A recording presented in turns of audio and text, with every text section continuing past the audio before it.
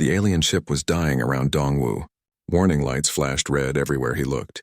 Metal twisted and groaned as the vessel broke apart piece by piece. The emergency sirens hurt his ears, but he kept moving through the damaged hallways. Everyone else had already escaped in the small lifeboats.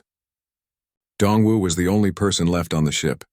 As the human repair worker, it was his job to stay behind and make sure nobody got left behind. He always did this. He could not leave until he was sure everyone was safe. The ship shook hard as another part of the outer wall broke open. His computer screen showed they had maybe 20 minutes before the ship would fall into the deadly gas planet below them. The Valdorian aliens had hired him because humans were known for never giving up. They could fix broken machines when everyone else said it was impossible. Dongwu walked toward the engine room through the dim emergency lights. Then he heard something that made him stop. It was not the normal sound of breaking metal or air leaking out. This was different. It was a sad singing sound that seemed to come through the walls of the ship itself. He followed the sound through the broken corridors. Soon he found a part of the ship he had never seen before. The walls here looked different. They were much thicker and stronger. The sad singing got louder as he walked toward a huge door. The door had warning signs written in many different alien languages. His translation computer could read most of them. They said things like dangerous cargo and keep out and use deadly force if needed. But the last warning made his blood feel cold. It said contents will be killed when we arrive. The singing sound came again. It was weaker now and full of sadness and fear. Dongwu reached for the door controls without thinking. Whatever was behind that door was not just cargo. It was something alive, and it was asking for help. His worker access code still worked on the door computer. The huge door started to open with a loud hissing sound. The room beyond the door was very large and dark. It was full of strange machines and energy field generators. But in the center of the room was something that changed everything Dongwu thought he knew about the universe. Floating in chains made of red energy was a dragon. This was not like the dragons from human fairy tales. This was something much more amazing and alien. The creature was 30 feet long with scales that sparkled like pearls in the emergency lights. Her skin was pure white and almost see-through. Her eyes were pale blue like winter ice. But what shocked Dongwu most was that she was clearly going to have babies soon. Her belly was swollen and she was breathing with difficulty. She was dying. The energy chains holding her were not just to keep her prisoner. They were slowly stealing her life force. The ship's failing power systems were making the chains work wrong. They kept sending painful bursts of energy through her body every time the power flickered. Each burst made her cry out in pain. That was the singing sound he had been hearing. Dongwu found himself walking toward her before he even decided to do it. His scanner was already studying the alien prison system. His computer tried to understand the strange technology. This was what made human mechanics so valuable across the galaxy. They could figure out how alien machines worked. The dragon's ice-blue eyes looked at him.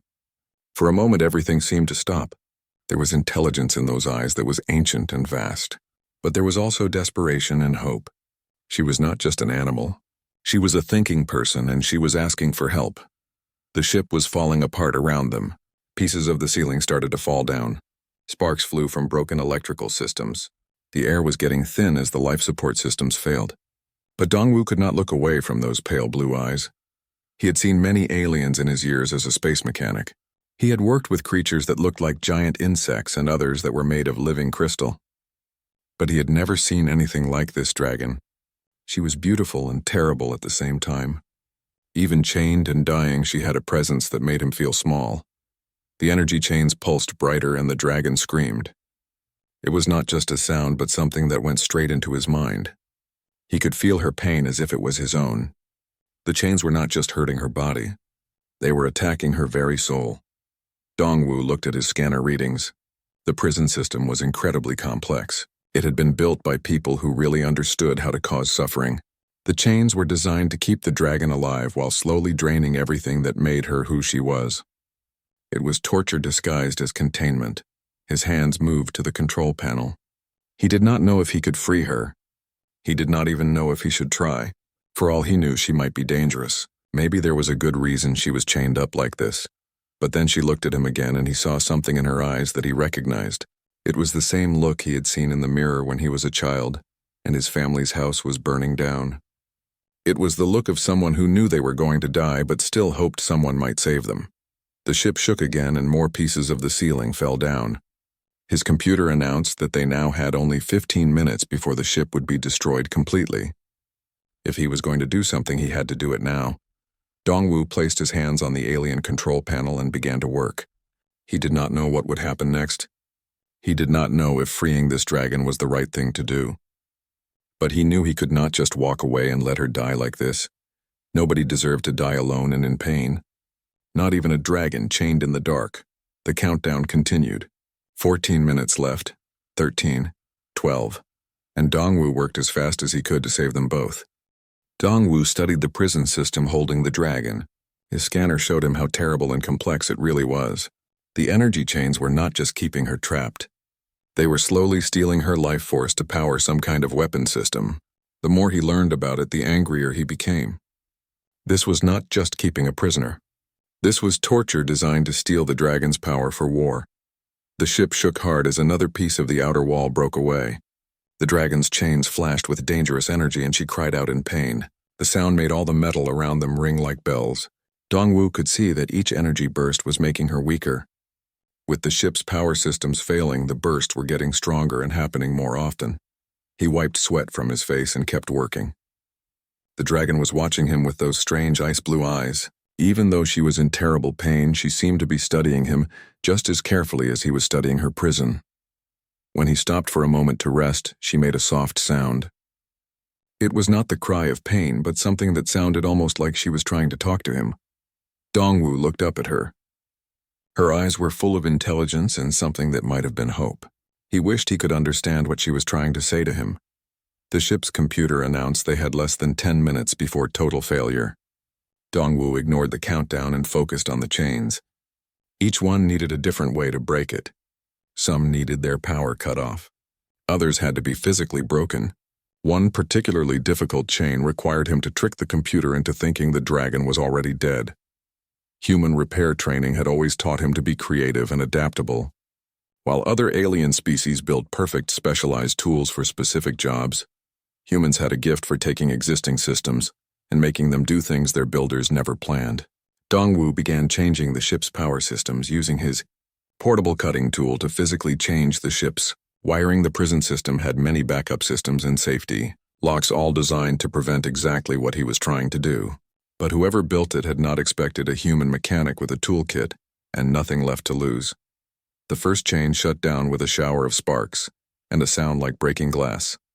The dragon's left wing suddenly spread out a little before folding back against her side. She was so weak she could barely hold up her own weight, but there was something like hope in her ice-blue eyes. Now, the ship's emergency system announced in many languages that they had less than 8 minutes before the ship would be completely destroyed. Dongwu kept working on the remaining chains. Each one required a different approach. Some needed their power supply changed. Others had to be cut apart. One stubborn lock required him to basically lie to the system and make it believe the dragon had already died. As the fourth chain fell away, something amazing happened.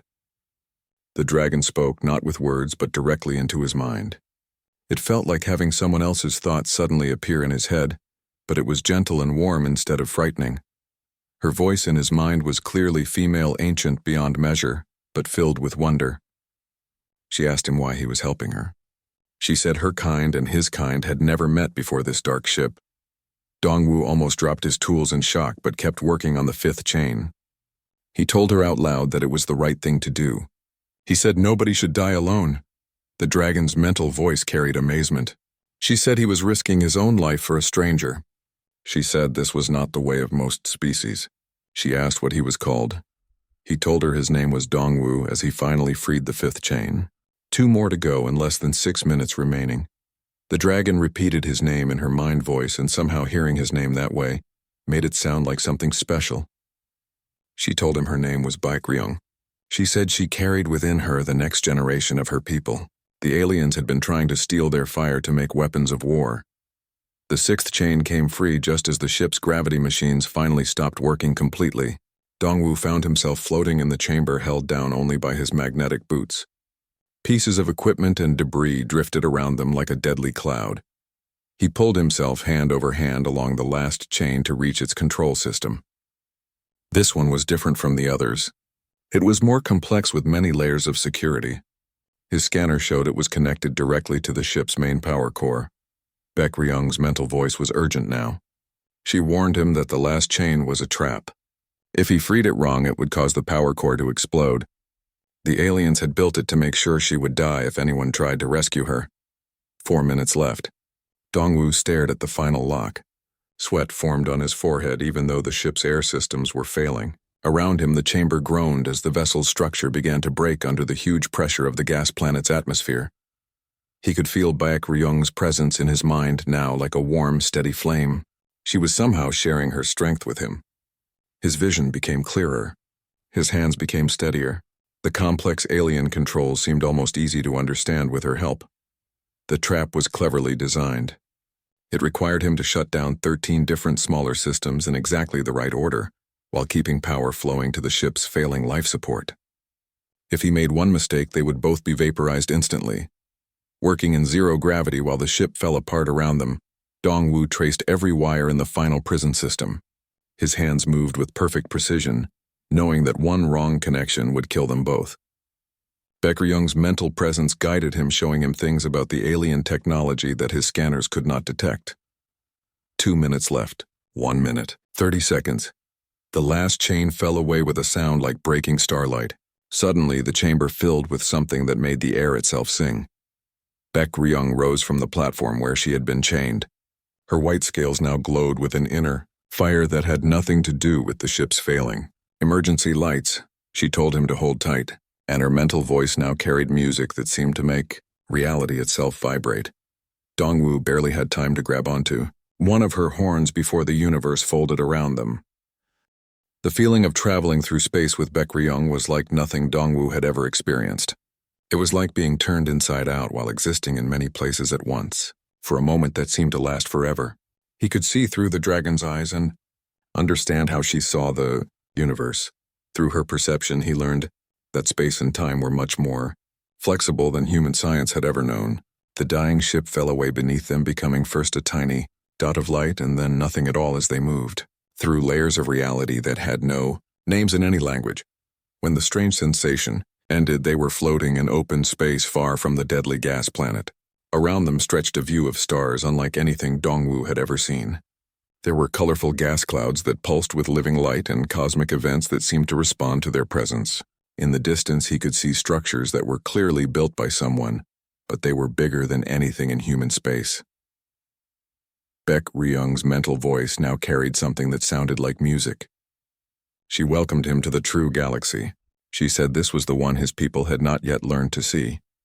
But even as wonder filled him, Dongwu could sense that Baek Ryung was getting weaker very quickly. The escape had cost her a lot of strength, and whatever the chains had done to her was still hurting her. Her glow was getting dimmer, and her huge body was starting to shake with exhaustion. Dongwu told her she was hurt. His repair instincts immediately switched to trying to figure out what was wrong. He asked what she needed and how he could help. Baek Ryung's mental voice was getting weaker. She told him the chains had done more than just drain her power. They had poisoned it. Her children were in danger. Her distress was so strong that Dongwu could feel her fear and sadness as if they were his own emotions. He told her firmly that they would find a way to fix it. He said she had saved him from the ship, and now he would try to save her. Baek Ryung's ice-blue eyes looked at him with something that might have been amazement. She asked if he understood what was happening. She said she was dying and her children with her. The poison was designed specifically to make sure that the last of her eggs would never hatch. She said there was no cure anywhere in the galaxy. Dongwu floated in the cosmic wonder around them. His mind was already working on the problem like he would work on any broken machine. He told her that maybe there was no cure in the galaxy she knew. But he was human, and humans specialized in finding solutions that did not exist yet. Baek Ryung guided them through space using methods that made Dongwu's engineering mind spin with confusion. She seemed to swim through dimensions he could not see. She followed currents of energy that his instruments could not detect. As they traveled, she shared pieces of her people's history through their mental link. The dragons had once been the guardians of cosmic balance. They took care of the basic forces that kept reality stable. but they had withdrawn from the galaxy thousands of years ago as younger species rose to power. They were content to watch from hidden places and only interfere when absolutely necessary. Baek-ryung had been captured during one such interference. She had been trying to prevent a war that would have torn a hole in space and time itself. Baek-ryung explained that her people believed in the long view. They could see patterns that lasted for ages, and consequences that spread across time. But sometimes the long view meant accepting terrible losses for the greater good. Dongwoo replied that sometimes the long view was wrong. They passed through what felt like a soap bubble made of light. Suddenly the space around them changed completely. Where before there had been only stars and empty space, now a huge structure appeared. It was part space station, part living creature and part geometric impossibility. It was beautiful beyond description, with flowing curves that seemed to grow like crystal formations. Its surfaces shifted between solid matter and pure energy. Baek-ryung called it the sanctuary. She said it was the last refuge of her people. As they got closer to the structure, other dragons became visible. They were beings of incredible beauty and power, but there were clearly fewer of them than the huge building seemed designed to hold. Some were similar to Baek-ryung with pearl-white coloring. Others had scales of deep blue, emerald green, or rich gold. All of them gave off the same ancient intelligence and barely contained power. But as they got closer, Dongwoo began to notice troubling details. Many of the dragons moved with obvious pain or weakness. Some sections of the sanctuary were dark and lifeless, and there were no young dragons visible anywhere. Baek-ryung sensed what he was observing. She explained about the poison. She said it was not designed only for her. It was a weapon that attacked the essence of life itself. It spread slowly through their population. They had tried everything they knew to stop it, but it adapted to their efforts. Her children were to be the last clutch, and now they were in danger too. They were met by a group of dragons as they entered the sanctuary's docking area. The largest of them was a magnificent creature whose scales held the deep blue of star nurseries. He approached with obvious concern and relief. The blue dragon's mental voice was warm but sad. He called Baek-ryung by name and said they had felt her pain across the void. When she disappeared, they had feared the worst. Baek-ryung introduced him as Hanul. She said he was an elder of their council and her closest friend. Hanul's ancient eyes studied Dongwoo with intense curiosity. He said he had never encountered Dongwoo's species before. Baek-ryung told him that Dongwoo was human. She said he believed he could help them. Dongwoo caught deeper meanings in her mental voice that did not translate directly. The assembled dragons exchanged looks that somehow carried volumes of silent communication. Finally, Hanul spoke again. He said the poison was beyond their healing. They had consulted deep memories and searched cosmic patterns. They had even reached into probability streams that had not yet come to pass. There was no cure. Dongwoo said simply that he wanted them to show him everything they knew. What happened next was the most intensive learning experience of his life. The dragons shared their knowledge freely. They downloaded centuries of research, experimentation, and theory directly into his mind. He learned that the poison was not simply a chemical or biological weapon. It was something that attacked the fundamental pattern that defined living essence itself. The weapon had been created by a species called the Vorth. They saw the dragons' power as a threat to their own expanding empire. They had studied captured dragons for decades, learning to map the energy patterns that made dragon life possible. Then they designed a toxin that would unravel those patterns from within. After absorbing all their knowledge, Dongwoo said it was elegant in its horror. It did not just kill. It made it impossible for new life to form. Each generation that was exposed became less viable until eventually there would be extinction. Hanul confirmed this. He said they estimated perhaps 50 more cycles before the last of them faded away.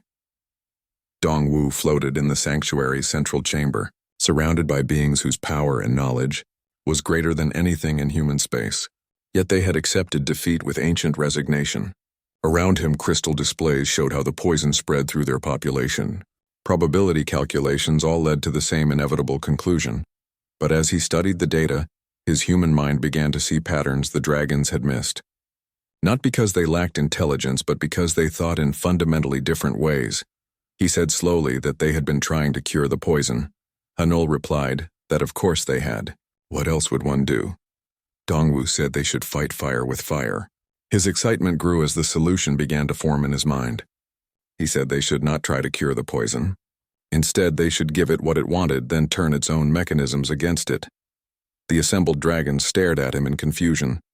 They could not understand what he was suggesting. But Baekryung, through their shared mental link, began to understand.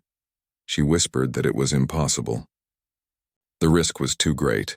Dongwu grinned and said that was exactly why they should do it anyway. Dongwu's plan seemed crazy by any normal way of thinking. Explaining it to beings who thought in terms of cosmic ages and universal balance was very difficult. The dragons gathered in the sanctuary's great hall. Their combined mental presence created vibrations that made the very air shimmer with power. Dongwu explained his theory using light displays to show what he meant. He said the poison worked by convincing their life essence that it should fall apart. It was like a computer virus that corrupted the basic programming of dragon existence.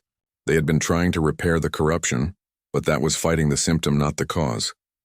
Hanul's massive head tilted as he thought about this. He told Dongwu to continue. Dongwu said instead they should deliberately introduce a controlled corruption that was stronger than the poison, something that would override the toxic programming entirely and replace it with new instructions. He showed intersecting energy patterns on the display. The risk was that if they got it wrong, they would not just fail to cure the poison, they would make it work faster. Another elder dragon with scales the deep green of forest shadow spoke up. She said he was talking about rewriting the fundamental nature of dragon life force. Such a thing had never been attempted. Dongwu said exactly. That was why it might work. The poison was designed to counter every normal approach their people might take. It was not designed to handle something completely new and unprecedented. Baekryung, who had been growing visibly weaker throughout the discussion, raised her head with obvious effort. She said, "What about the children? If this failed, they would die." Dongwu replied gently that if they did nothing, the children would die anyway. This way at least they had a chance. The debate that followed was unlike anything in human experience. The dragons did not argue with words or even direct thoughts. They shared visions of possible futures and probability calculations that played out across multiple timelines. Dongwu found himself at the center of a storm of pure information as the assembled beings weighed his proposal against ages of accumulated wisdom. Finally, Hanul spoke for the council. He said it would require a volunteer. Someone whose essence was already damaged by the poison would serve as the test subject. If the process succeeded, they could copy it for others. If it failed, the volunteer would die. Baekryung said immediately that she would do it. Dongwu's response was immediate and firm. He said no, she was pregnant. They were not going to risk the children until they knew this worked. He would be the test subject. The silence that followed was deep and complete. Every dragon in the chamber stared at him with expressions that somehow showed absolute confusion. Hanul said finally that Dongwu was not a dragon. The poison could not affect him, and thus neither could their cure. Dongwu admitted that was probably true. But he could be temporarily made into a dragon. Baekryung and he already had a mental link. If they made that connection deeper and biological instead of just mental, he could carry the essence pattern that defined dragon life. Then they could poison him with a sample of the toxin and test the cure. The green-scaled elder said slowly that the link required for such a procedure would be permanent. He would no longer be entirely human, and if the cure failed, he would die. Dongwu said simply that he would die instead of her. That seemed like a fair trade to him. Baekryung's mental voice was filled with gratitude and pain. She said she could not ask him to do such a thing.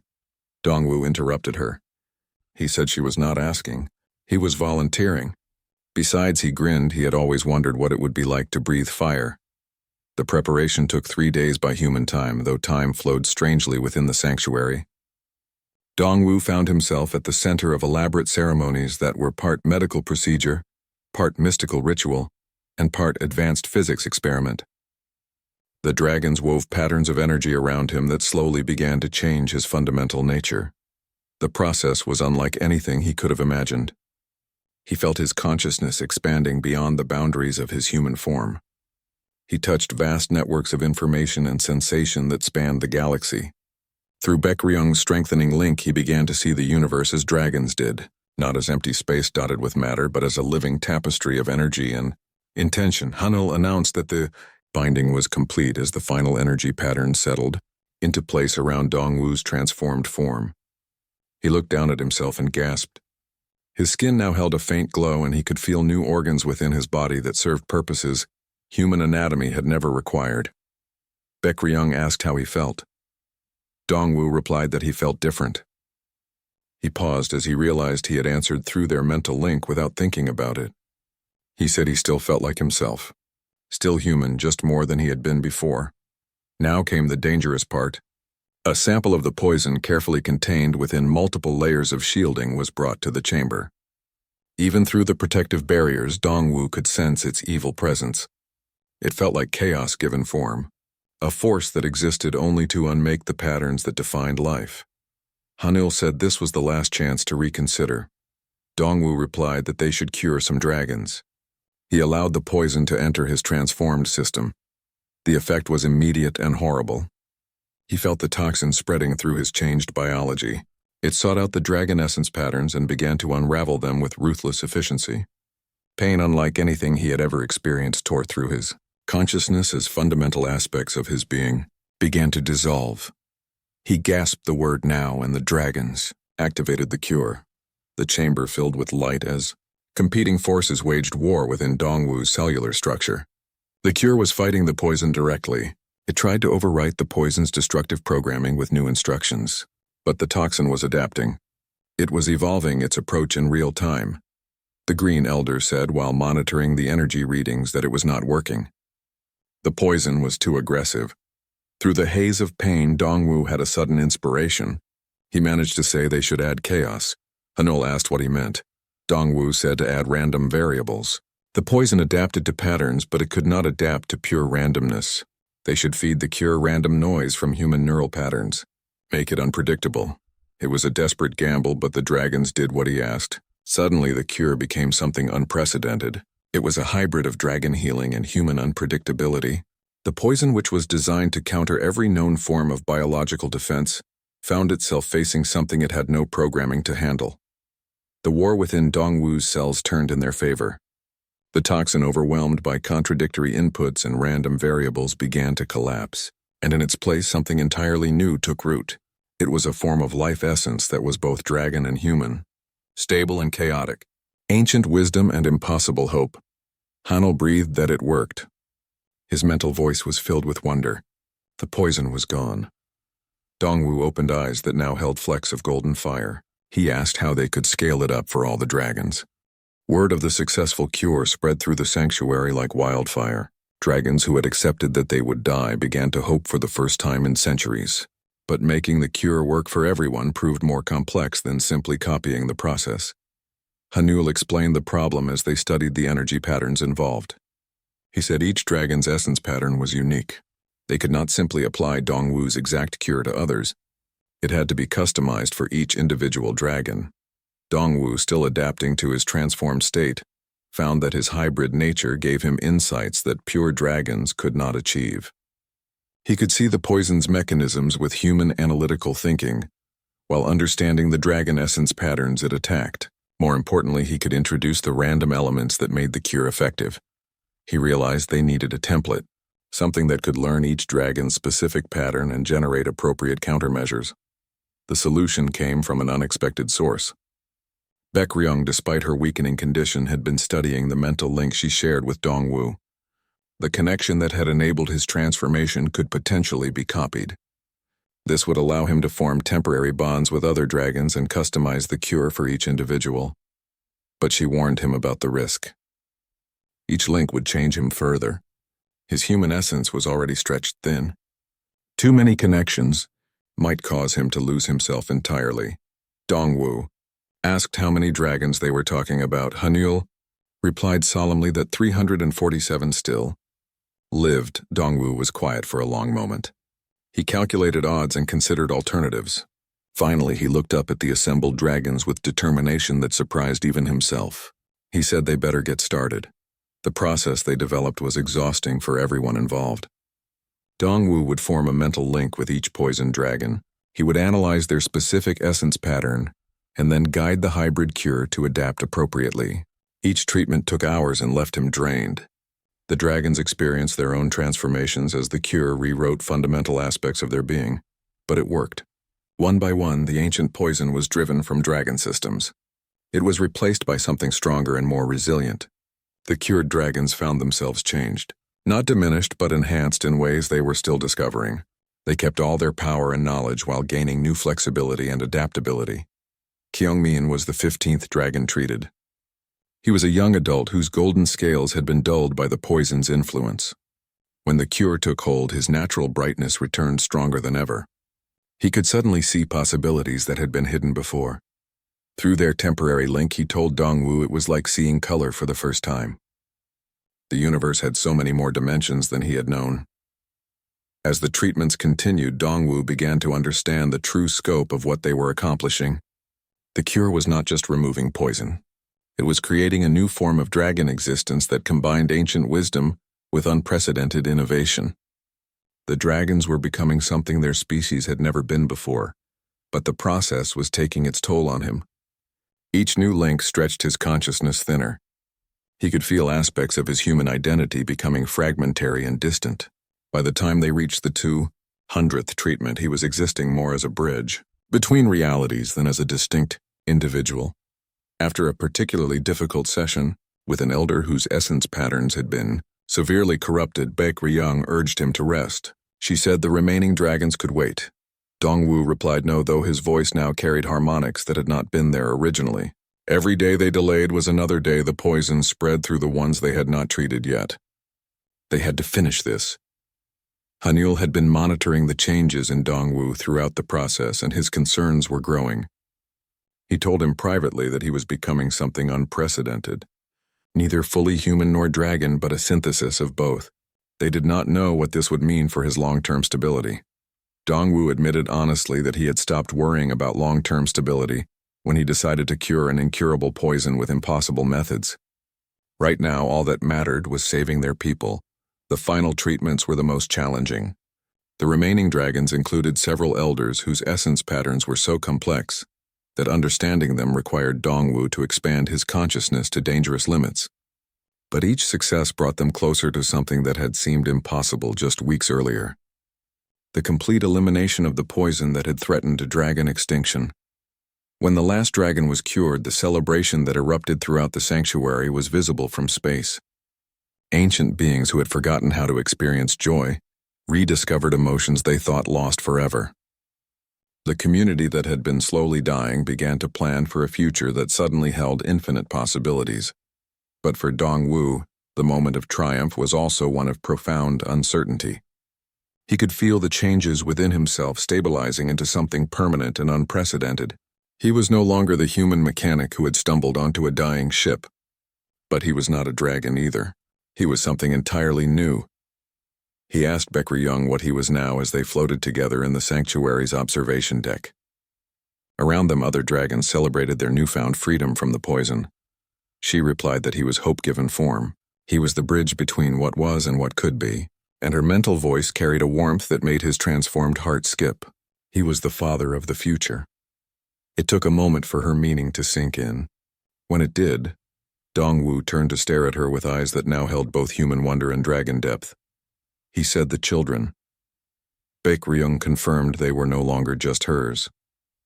The link they shared and the transformation he had undergone had made him part of their creation. They would be something the universe had never seen before. The first truly hybrid offspring of human and dragon. As if responding to their conversation, the eggs within Baek Ryung's transformed body pulsed with new life. Through their shared consciousness, Dongwu could sense the developing beings within. They were creatures that would inherit both the ancient wisdom of dragons and the boundless creativity of humanity. He asked what happened. Now, Baek Ryung's ice-blue eyes now flecked, with traces of warm brown that matched his original human coloring, regarded him with something that transcended species, boundaries. She said now they would discover what miracles looked like when they grew up.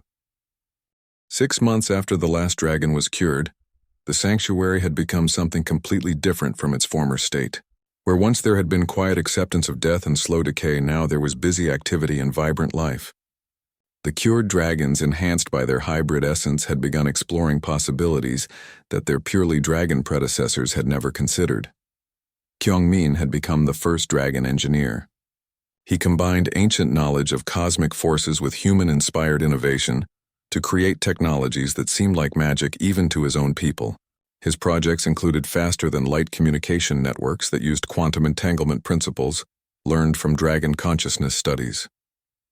Other dragons had formed exploration teams. They ventured into regions of space that had been considered too dangerous or alien for their species. Their enhanced adaptability allowed them to survive in environments that would have been lethal before the cure. This opened up vast new territories for discovery and settlement. But it was in the nursery chambers that the most profound changes were becoming apparent. Dongwu floated beside the crystal incubation pods where Baek Ryung's eggs were finally approaching maturity. Through their shared link, he could sense the developing minds within. They had consciousness that was unlike anything that had ever existed before. The hybrid offspring were absorbing information and experiences from both their parents. This created mental patterns that combined dragon wisdom with human creativity in ways that defied all previous understanding. Baek Ryung observed that they were dreaming. Her mental voice was filled with wonder as she monitored their children's development. But their dreams included concepts and technologies that neither of their species had ever imagined.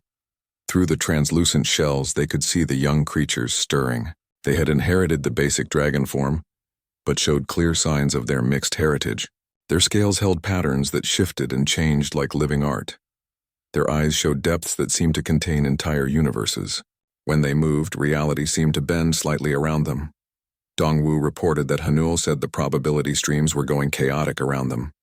His enhanced senses allowed him to perceive the cosmic disruptions their children were causing simply by existing. The future was becoming unpredictable in ways that went beyond normal quantum uncertainty. Baek Ryung replied with satisfaction that this was good. Predictable futures were stagnant futures. Their children would create possibilities that no one had ever seen before. The first egg began to crack with a sound like singing crystal. Light poured from the cracks. It was not the pure radiance of dragon birth, but something more complex that included frequencies that had never existed naturally in the universe. The other dragons throughout the sanctuary stopped what they were doing, as they felt the cosmic resonance of something unprecedented coming into being. The shell fell away in perfect geometric patterns. This revealed a being that took both parents' breath away. The young dragon was smaller than traditional hatchlings, but radiated an intensity of presence that made the air itself shimmer. Her scales were pearl white like her mother's, but traced with patterns of golden circuitry that pulsed with living light. Her eyes held depths that seemed to contain entire galaxies. Dongwu said softly, "Hello, little one." He reached out with both his physical hand and his transformed consciousness to greet his daughter. The response was immediate and extraordinary. The young dragon's mind touched his with a complexity that rivaled adult consciousness, but filtered through an innocence that was purely childlike. She spoke not in words but in direct concepts that bypassed language entirely. She identified him as Father Bridgemaker Dreamshaper. Her thoughts carried harmonics of joy and curiosity. She recognized Baek Ryung as Mother Starsinger Lifegiver. She said they were a new thing, possible, impossible, real.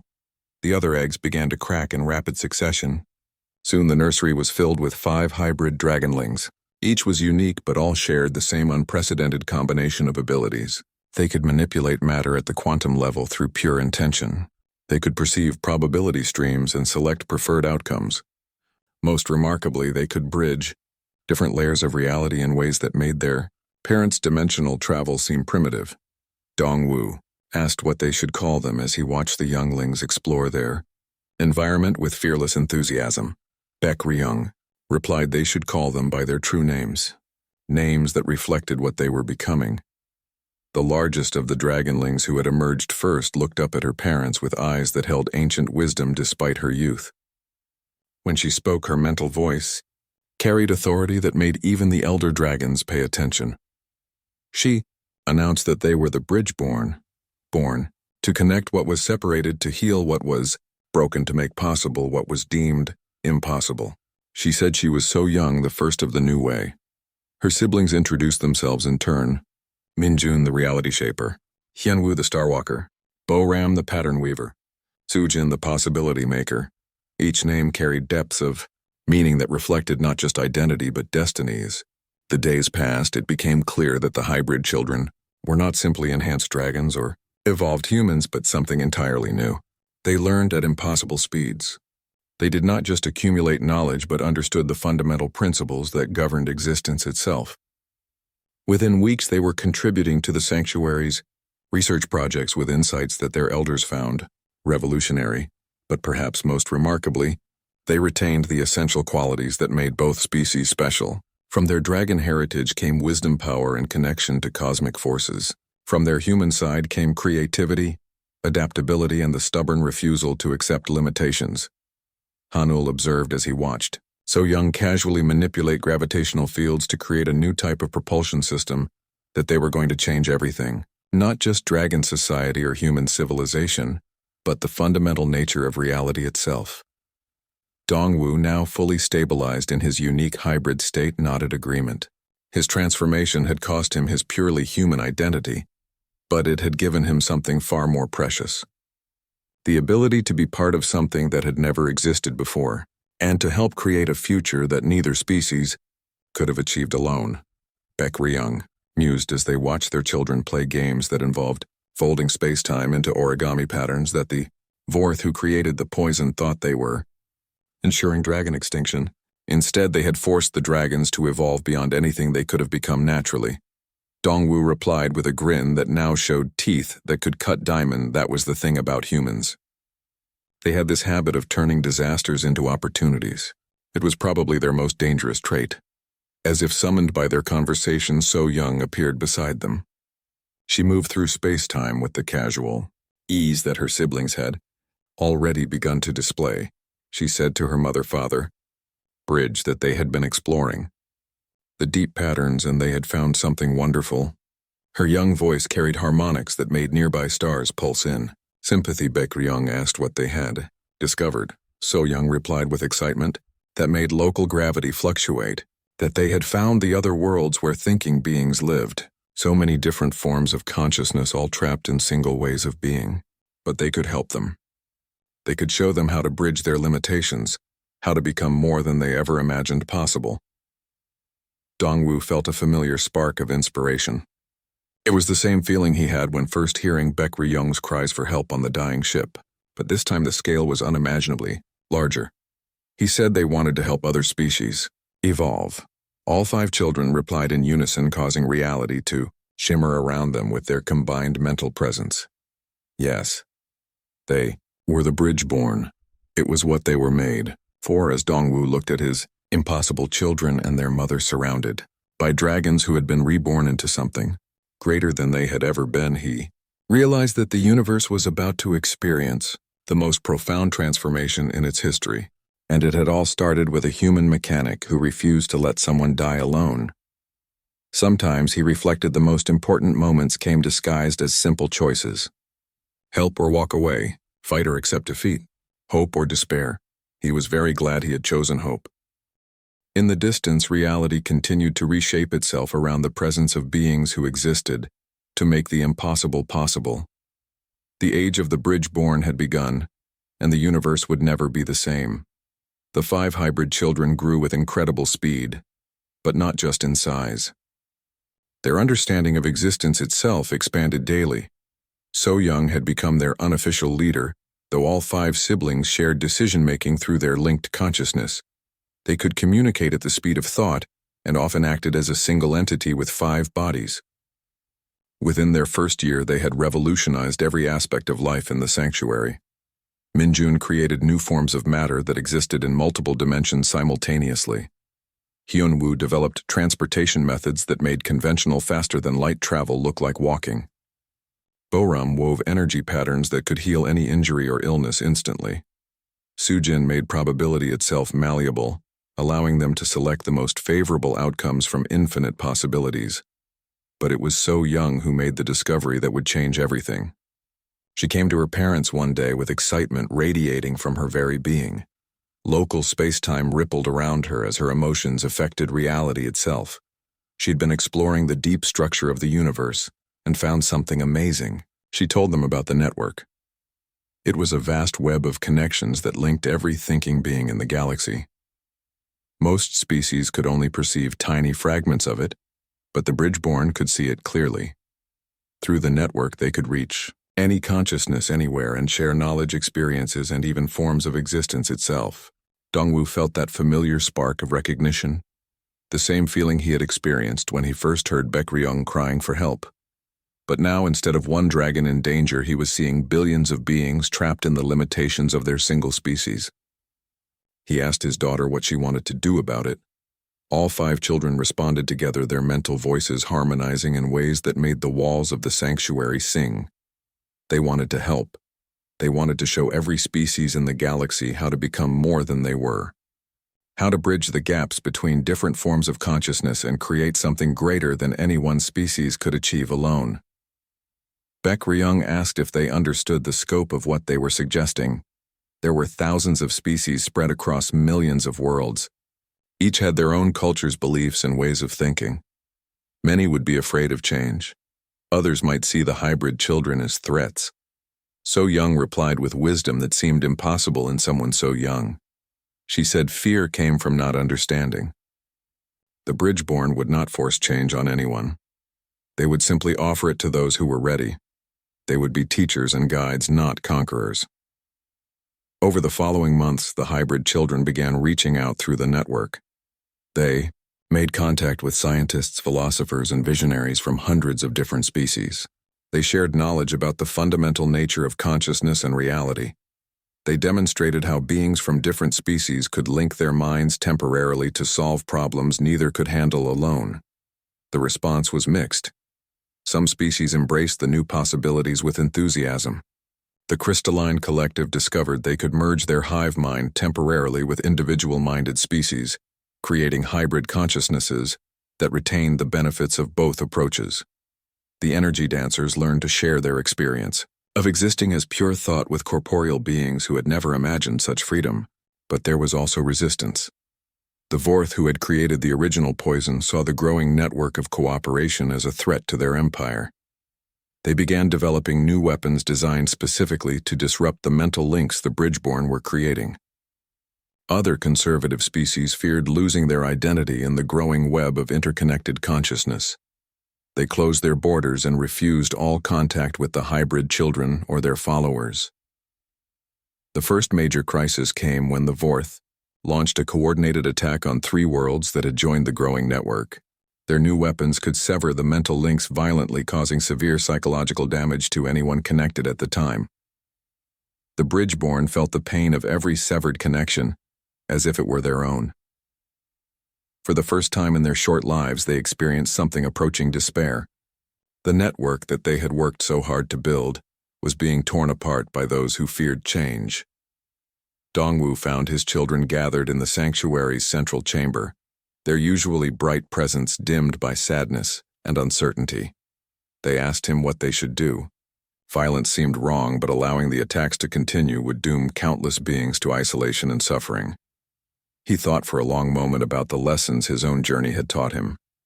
Sometimes the most important thing was not the solution you chose, but the principles you held to while choosing it.